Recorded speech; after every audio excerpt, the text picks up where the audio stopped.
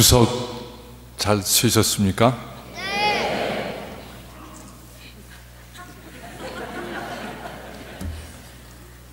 예.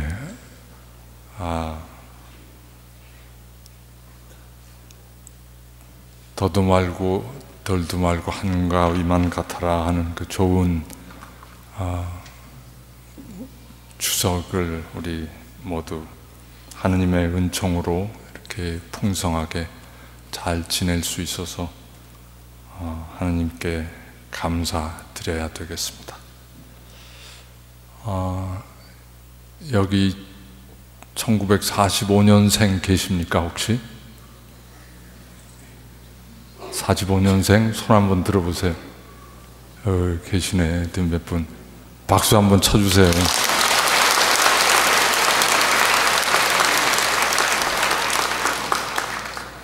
해방 70년 저도 마찬가지입니다.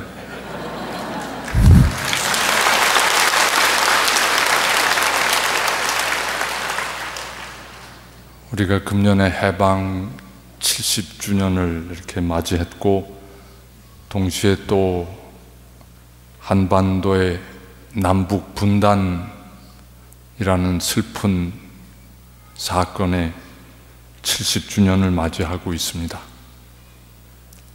70년이란 세월을 그 숫자만 보면, 성서적인 의미를 보면 안식년이 매 7년마다 오니까 그걸 10번 한 셈인데, 그렇다면 정말 그 안식이 충만하고 평화가 넘쳐야 할 때인데, 우리 현실은 아직 그렇지를 못한 것 같습니다. 세계적으로 봐도 2차 대전이 끝난 지 70년이 지났고, 그래서 우리 프란치스코 교종께서는 아마 그 성서에 나오는 희년의 그 성격을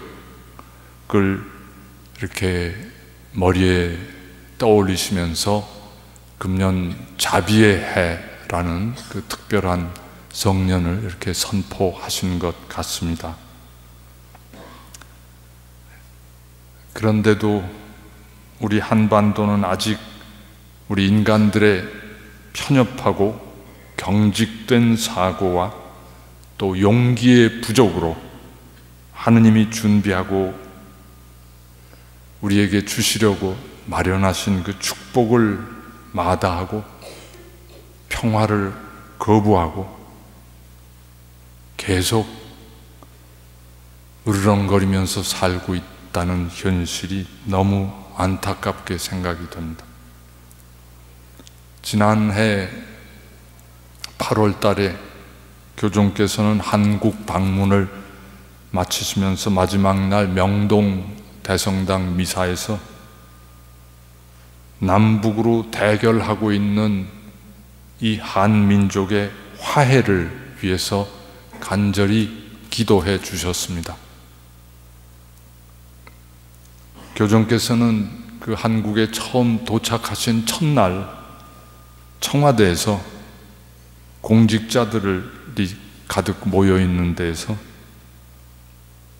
우리가 지난 60몇 년, 그 70년이란 세월을 두고 높이 쌓아온 대결의 장벽을 허무는 작업부터 시작해야 되지 않겠습니까? 하고 초대해 주셨습니다. 우리 이 한반도를 이렇게 곰곰이 생각해 보면, 북한 땅에서는 온 백성이 굶주림과 가난에 시달리면서도 100만 명이 넘는 사람들이 군대에 가 있습니다. 남자가 10년 의무 복무 기간이라고 하고 여자가 7년 의무 복무를 해야 된다고 합니다. 그 젊은 시절을 다 군사 훈련으로 그 젊은 에너지를 다 낭비하고 있습니다. 남쪽은 남쪽대로 50만의 군대를 유지하기 위해서 해마다 30조 원이라는 우리가 상상도 할 수 없는 어마어마한 국방비를 쏟아부으면서 언제라도 명령만 떨어지면 북쪽을 향하여 방아쇠를 당길 준비를 갖추고 있습니다. 이 좁은 땅덩어리에 이 150만이나 되는 군대가 서로를 향해서 이렇게 전쟁 준비에만 매달리고 있으니 이런 땅에 어떻게 하느님께서 축복을 해 주실 수 있겠는가, 그런 생각이 듭니다. 그렇지만 그동안 남북은 지난 25년간 여러 차례 대화를 시도하기는 했습니다. 1991년에 남북 기본 합의서를 채택하며 남과 북이 서로 상대방의 체제를 인정하고 존중하며 다방면으로 교류 협력하고 정전 체제를 평화 체제로 전환해 나가자고 기본 합의를 했습니다.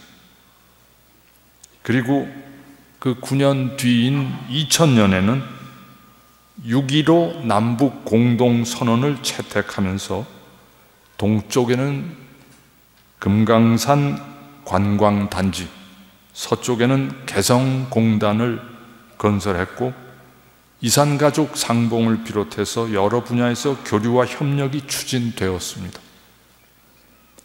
2007년에는 14 남북 정상선언을 통해서 서해를 평화와 경제협력의 바다로 만들기 위해서 서해 평화협력특별지대 설치에 합의하였습니다.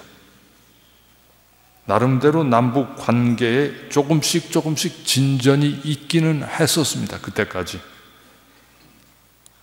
그런데 2010년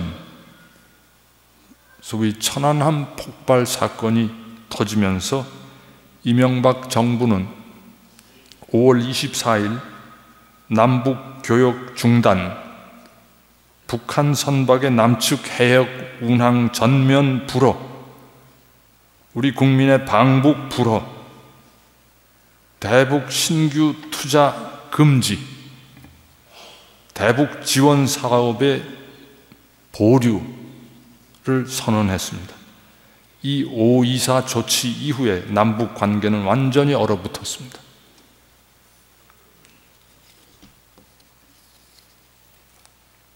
그리고 5년이 지났습니다. 이제는 분단 70주년을 맞으면서 우리는 다시 대화를 재개하여 역사를 다음 페이지로 넘길 그런 단계에 이르렀다고 생각이 됩니다. 개인도 그렇지만 국가 간에도 대화를 하려면 근본적으로 기싸움을 해서는 안 된다고 생각됩니다.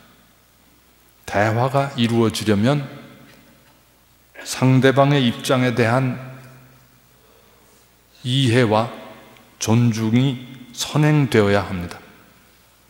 상대방을 위에서 아래로 내려다보거나 또는 적대감과 분노를 바탕에 깔고서는 진정한 대화가 이루어지기 어렵습니다.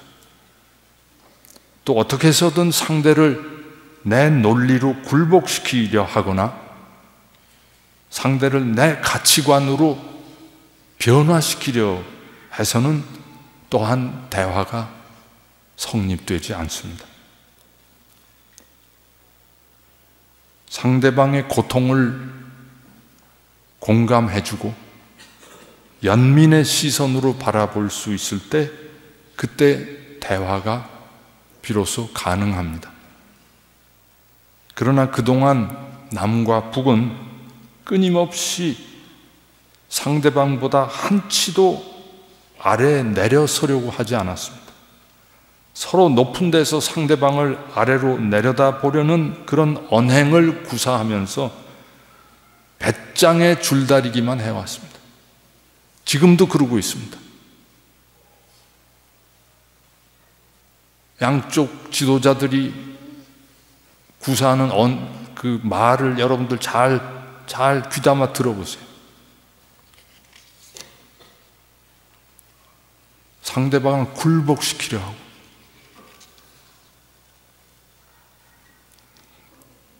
그런 유아적인 기싸움은 이제 그만해야 통일이 가능합니다. 그래서 프란치스코 교종께서는 이렇게 말씀하십니다.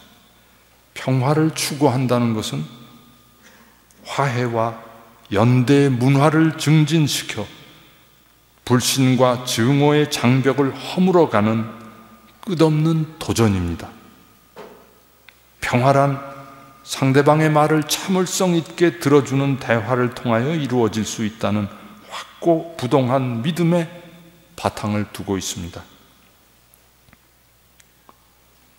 그리고 이렇게 상대와 화해하고 연대 문화를 쌓아가기 위해서 우리는 상대의 신뢰를 얻어야 하고, 그러자면 관대한 지원을 아끼지 말아야 한다고 말씀하십니다.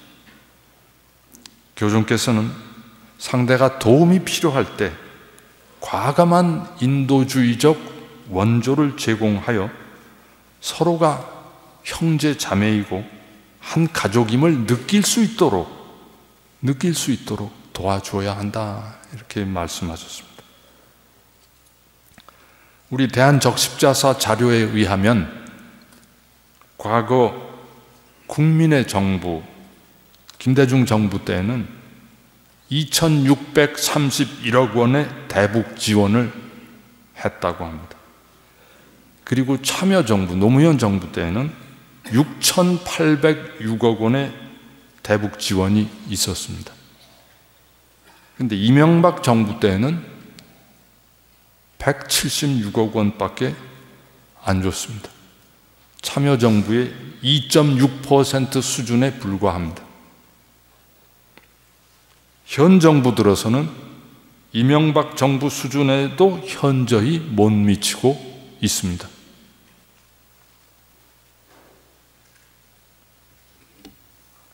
작년 통계로 박근혜 정부 들어서 대북 지원은 2013년 8월에 긴급 구호품 구입 비용으로 1억 1,300만 원을 지원했을 뿐이라고 합니다. 독일, 우리처럼 오랫동안 분단되어 있던 나라죠. 그 독일이 분단된 상황에서 동서 양국은 지속적인 대화 채널을 유지하는 가운데 25년 동안 서독 측이 한 해 평균 20억 달러를 동독으로 지원했다고 합니다. 우리 돈으로 따지면 해마다 2조 원을 갖다 준 셈입니다. 그러한 노력이 통일을 이루어냈고, 또 통일 후에도 동서독 사이의 적대감과 괴리감을 최소한으로 줄였습니다.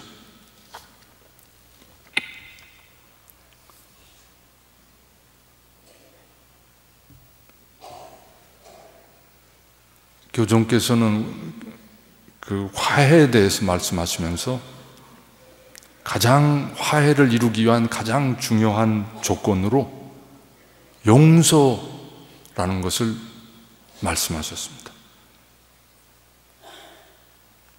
지난 우리가 70년 가까운 세월을 두고 서로 분열과 반목을 이어온 사이지만, 십자가의 용서를 통하여, 십자가에서 예수님이 하신 그 용서를 통해서 우리 남북의 갈등을 끝내도록 하느님이 초대하고 계신다고 일깨워 주셨습니다.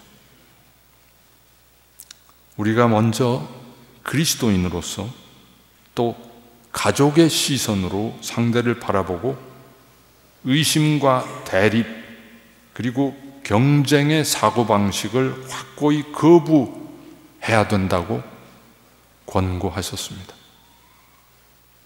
그 의심과 대립, 경쟁 이런 것 대신에 복음의 가르침과 형제적 동질감을 통해서 새로운 문화를 형성해 나가도록 촉구하셨습니다. 그러면 이렇게 말할 사람들이 있을지 모르겠습니다. 툭하면 무력 도발을 하고 포탄을 쏘아대고 지뢰를 터뜨리고 핵폭탄, 핵공격하겠다고 위협을 하고 이런 사람들을 어떻게 용서하란 말입니까? 언제라도 했던 약속을 툭하면 파기하고 일방적으로 억지를 부리는 사람들과 어떻게 형제적 동질감을 형성하란 말입니까? 이런 의문이 우리 안에서도 다 가지고 있죠. 그런데 교종께서는 베드로 사도에게 주신 예수님의 말씀을 상기시켜 주셨습니다. 내가 너에게 말한다. 7번이 아니라 77번까지라도 용서해야 한다.